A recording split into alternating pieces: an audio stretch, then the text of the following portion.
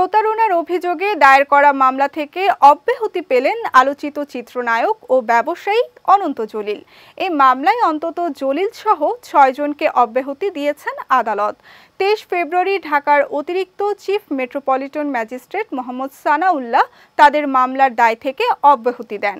অব্যাহতি পাওয়া অন্যরা হলেন অনন্ত জলিলের মালিকানাধীন পলো কম্পোজিট নিট ইন্ডাস্ট্রির এমডি ও তার স্ত্রী জাহানারা বেগম, কোম্পানিতে বিভিন্ন পদে কর্মরত মোহাম্মদ শরীফ হোসেন, সাইকুল ইসলাম, মোহাম্মদ মিলন ও সাইদুল ইসলাম। ২০২৩ সালের ২৬ ডিসেম্বর শাফিল নওয়াজ চৌধুরী নামের এক ব্যবসায়ী বাদী হয়ে অনন্ত জলিল সহ ৬ জনের বিরুদ্ধে মামলাটি দায়ের করেছিলেন।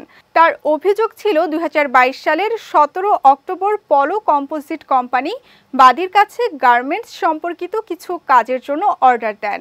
শাফিল কাজ শুরু করে কাজের বিপরীতে প্রতিশ্রুত টাকা চাইলে আসামিরা কাজ চালিয়ে যেতে বলেন এবং এলসির মাধ্যমে টাকা দেবেন বলে জানান। এরপর ২০২৩ সালের মার্চ মাস পর্যন্ত এভাবেই অনন্ত জলিলের কোম্পানি টাকা পরিশোধ ছাড়াই বাদীর কাছ থেকে কাজ বুঝে নিতে থাকে।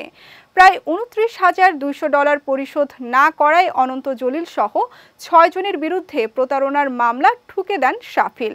তবে সম্প্রতি দুই পক্ষের মধ্যে আলোচনার মাধ্যমে বিষয়টির মীমাংসা হলে মামলাটি প্রত্যাহার চেয়ে আবেদন করেন তিনি।